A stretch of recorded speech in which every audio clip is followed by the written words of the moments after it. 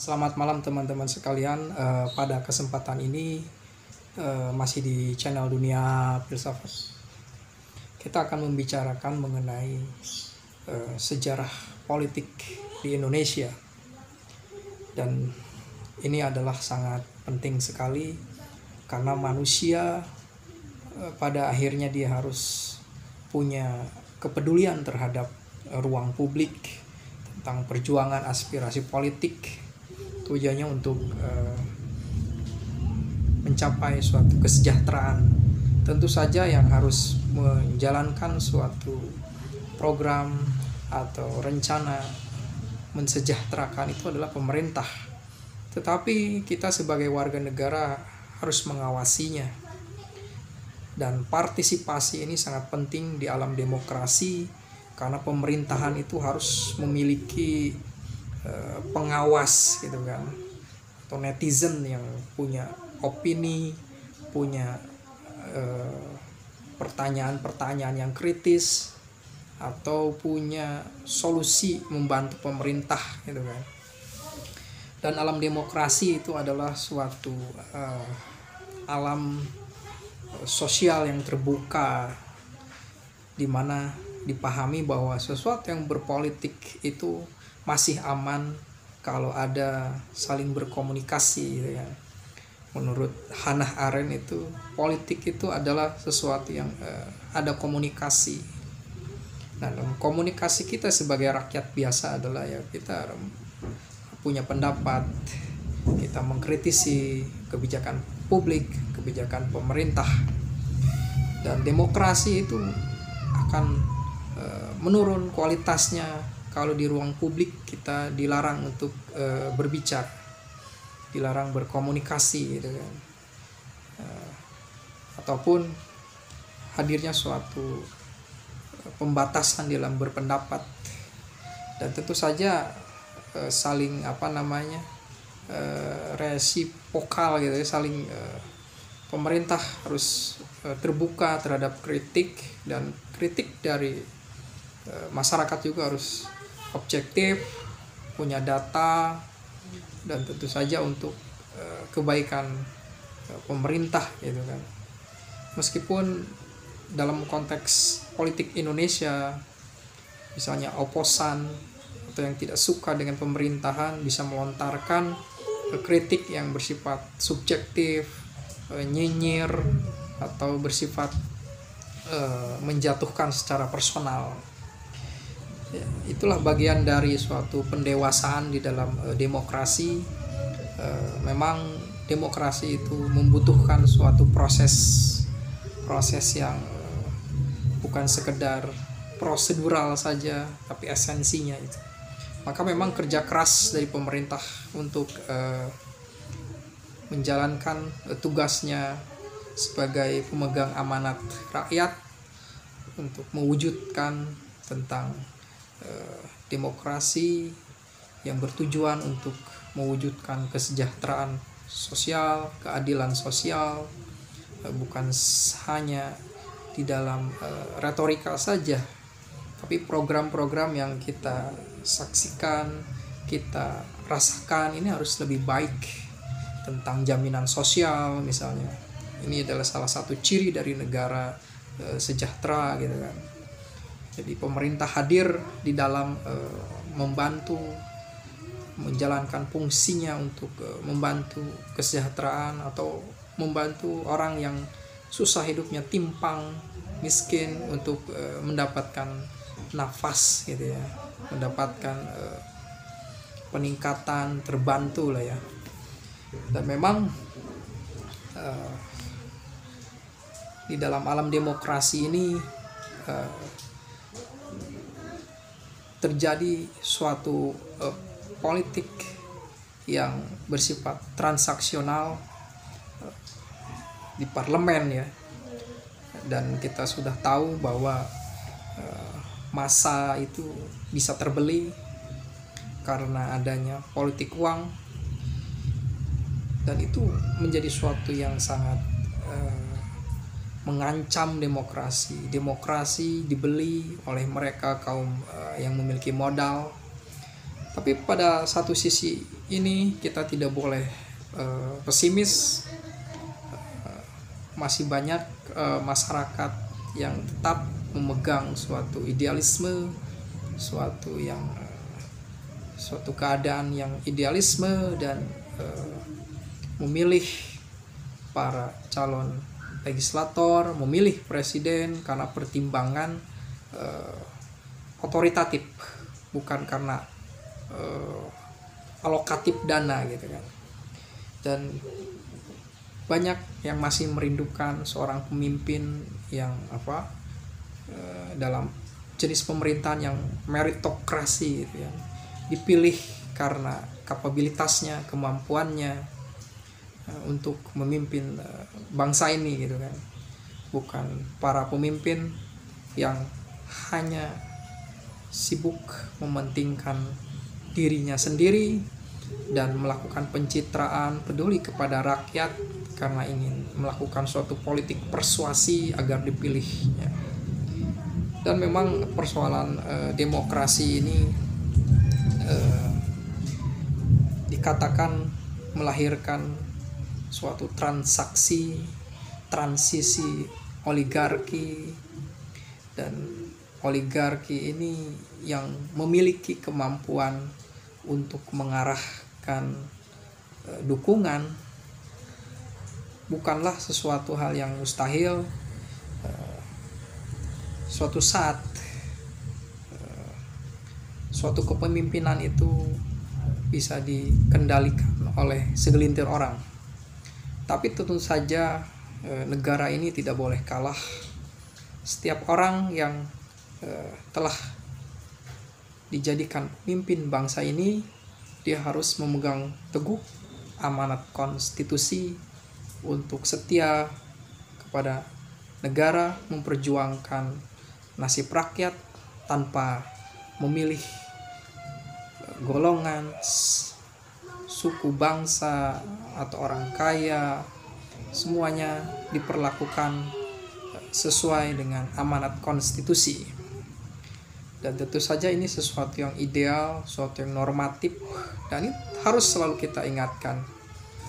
Kalau kita pesimis terhadap nasib demokrasi dan nasib bangsa ini akan memperburuk, membuat suatu keadaan lebih muram, karena pada prinsipnya kita menyalakan satu lilin di keadaan yang lebih gelap itu lebih baik ketimbang kita bergelap-gelapan.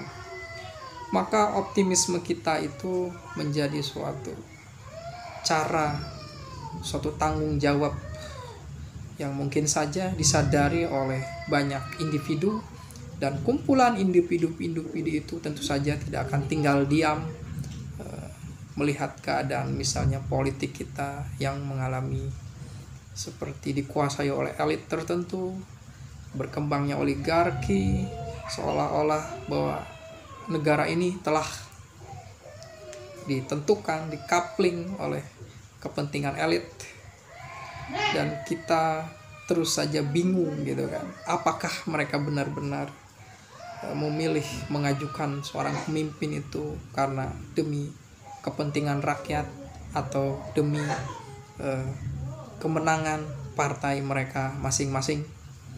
Maka solusinya adalah kita harus tetap kritis.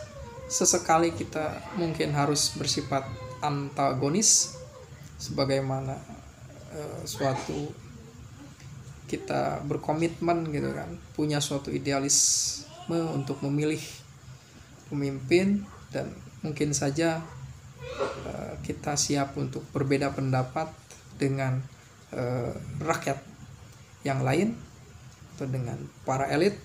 Intinya adalah di dalam demokrasi perbedaan di dalam berpendapat itu diperbolehkan, dan inilah indikasi salah satunya proses kedewasaan dalam demokrasi. Meskipun salah satu tujuan yang ingin dihadirkan oleh demokrasi adalah kesejahteraan, itu masih belum terwujudkan secara merata. Juga hukum masih menjadi suatu yang menyimpan tanda tanya, penyelewengan kekuasaan untuk korupsi. Bahkan lembaga Mahkamah Agung saja ada oknum yang melakukan korupsi, ada polisi yang menyalahgunakan kekuasaannya untuk menghilangkan nyawa orang.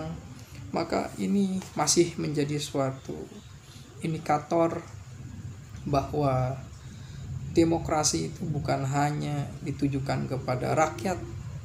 Demokrasi yang menyadari hukum itu bukan hanya diarahkan kepada rakyat, tapi harus diarahkan kepada penyelenggara negara, harus konsisten, harus berperi kemanusiaan, dan konsisten menjalankan konstitusi. Di dalam hukum imperatif kategori Immanuel Kant, sesuatu yang baik itu adalah yang tentu saja diwajibkan. Sesuatu yang bersifat wajib itu tidak boleh bertentangan dengan hukum rasionalitas. Kemudian hukum yang rasionalitas itu disusun menjadi suatu naskah yang mengikat norma atau hukum dan diketahui oleh seluruh publik, tidak ada yang bersifat tertutup, ditutup-tutupi, tidak ada yang bersifat rahasia, dan itu menjadi suatu aturan hukum yang disepakati bersama. Maka segala sesuatu, baik itu produk hukum, aturan, norma yang bersifat melanggar akal sehat dan tidak diketahui oleh publik, hadirnya suatu produk hukum itu tergesa-gesa atau tidak matang dalam pengajuannya atau pengkajiannya, ini bisa kita curigai sebagai sesuatu yang tertutup. Kita meminta transparansi karena pertimbangan kita adalah akal sehat. Sesuatu yang baik, sesuatu yang diwajibkan itu tidak boleh bertentangan dengan akal sehat dan tidak boleh disembunyikan dari ruang publik. Dan urusan ini adalah urusan publik, maka ini adalah menyangkut tentang kebaikan bersama, gitu kan. Nah, di sini maka politik itu menurut Hannah Arendt itu adalah sesuatu yang aktivitas untuk mengabadikan nama kita diingat menjadi orang yang baik, menjadi mengabadikan nama kita, tindakan kita menjadi orang yang baik, dan kita menghindari suatu sikap banalitas, suatu kebebalan berpikir, sehingga kita tidak terjebak dengan suatu tindakan yang tidak manusiawi, yang bersifat dehumanisasi, yang akan menghilangkan akal pikiran kita. Jadi demokrasi itu membutuhkan suatu proses, membutuhkan suatu pendewasaan, penalaran. Penalaran dalam arti di sini adalah hubungan antara pemahaman kita dengan hukum dan pemahaman kita dengan kondisi sosial masyarakat yang harus realistis, dan tentu saja kaitannya dengan janji seorang misalnya pemimpin yang harus bisa mewujudkan janji-janji politiknya. Dan pada satu sisi ini kita sebagai masyarakat yang di luar pemerintahan akan selalu mengawasi, karena tugas seorang warga negara juga harus menjadi partisipator untuk mengawasi, sehingga kita tidak kaget, tidak bisa disalahkan jika hadir lagi suatu pemerintahan yang otoriter. Nah, itulah yang harus dihindari. Makanya kita harus berpartisipasi di dalam ruang publik. Hannah Arendt menjelaskan dalam Vita Activa, seorang manusia itu harus bekerja, berkarya, dan aksi politik. Nah, aksi politik inilah yang mendasari kewajiban manusia untuk aktif di ruang sosial sebagai zoon politikon, manusia yang berpolitik. Sebagaimana penjelasan Aristoteles dikatakan bahwa tujuan berpolitik itu adalah untuk mensejahterakan rakyat. Meskipun dalam konteks zaman Aristoteles tidak semua rakyat itu bisa sejahtera karena hanya warga Yunani saja, sedangkan warga yang bukan Yunani atau budak tidak diperlakukan dengan baik. Dan itu mungkin konteks zamannya, tapi esensinya politik itu harus bisa mensejahterakan rakyat. Dan dalam konteks zaman demokrasi ini yang diinisiasi oleh Hegel mengatakan bahwa semakin teraktualisasinya, semakin terrealisasinya kebebasan, inilah zaman suatu yang bersifat modern, suatu yang diinginkan oleh jiwa zaman, bahwa terrealisasinya kebebasan, semakin bebas manusia mengemukakan pendapat, dia akan mengalami suatu perubahan hidup atau evolusi hidup yang lebih baik.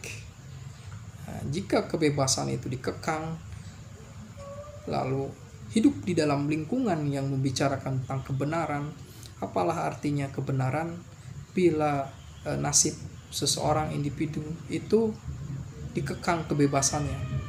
Ini seolah-olah di zaman Orde Baru kita berbicara tentang suatu normatif, suatu nilai politik yang adiluhung, tetapi kita hidup di dalam suatu keadaan yang direpresi, gitu kan. Menurut Louis Althusser, negara adalah penyelenggara tindakan represif atau represif state of apparatus.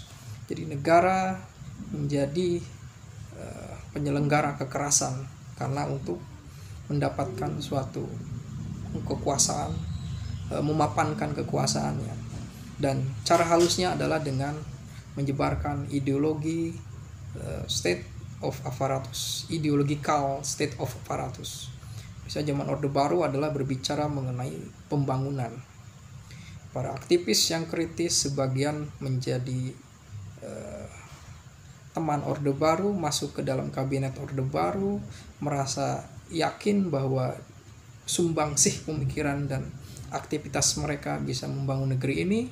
Mereka di sebagian dininak bobokkan oleh ideologi pembangunan itu, dan ada sebagian yang lain juga menutup mata bahwa rezim ini mengarah kepada suatu otoriter. Ditambah lagi dengan kenyamanan kapitalisme menyebabkan proses kritis itu tidak berjalan. Beberapa orang yang menjadi kritis hidup di suatu lingkaran intelektual yang kritis, yang menurut Gramsci mereka adalah intelektual organik, intelektual yang tidak memapankan suatu kekuasaan yang zalim atau despotik dan peduli terhadap penderitaan rakyat.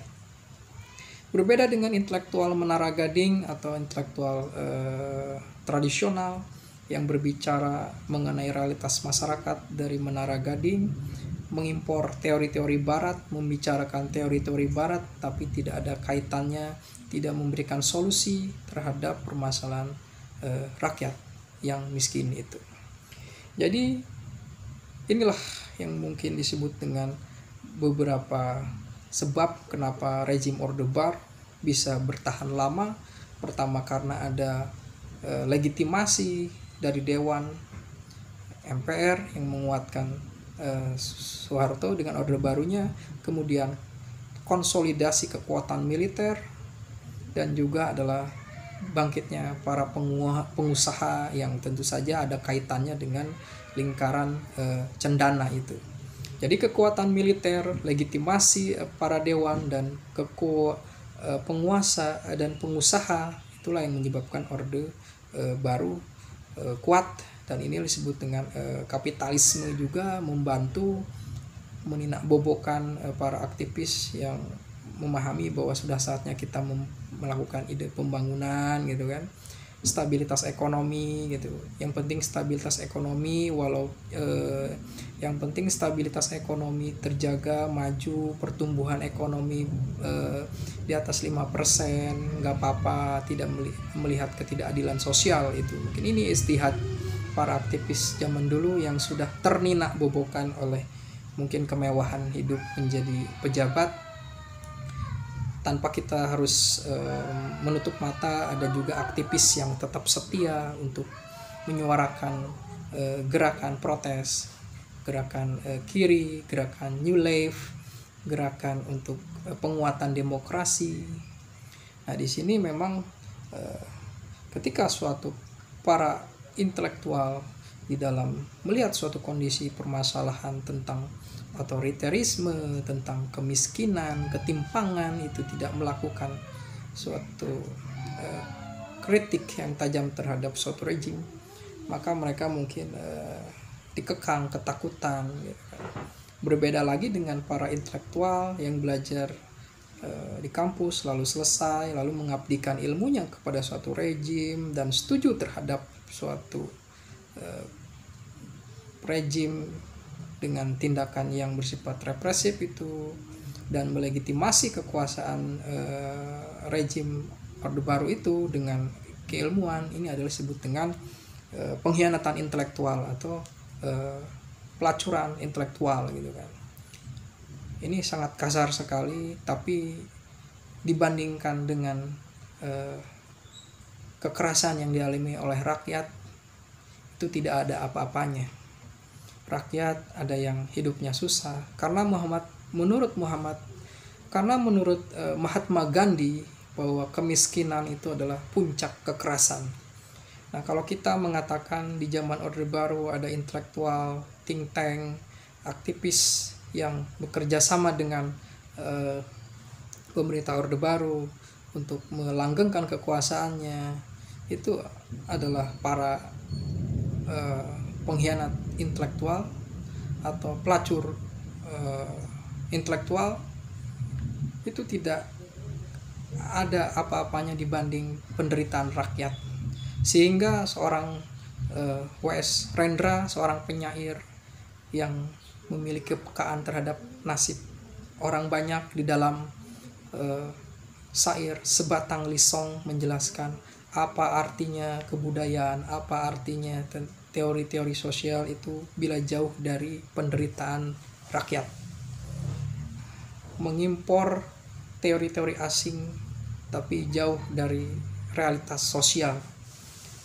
Membikin puisi tentang memanah rembulan tetapi jauh dari realitas sosial. Itulah keadaan suatu demokrasi yang prosedural di suatu zaman, dan kita berharap demokrasi kita ini semakin baik, semakin dewasa. Rakyat, pemerintah juga harus kerja keras mewujudkan suatu amanat konstitusi.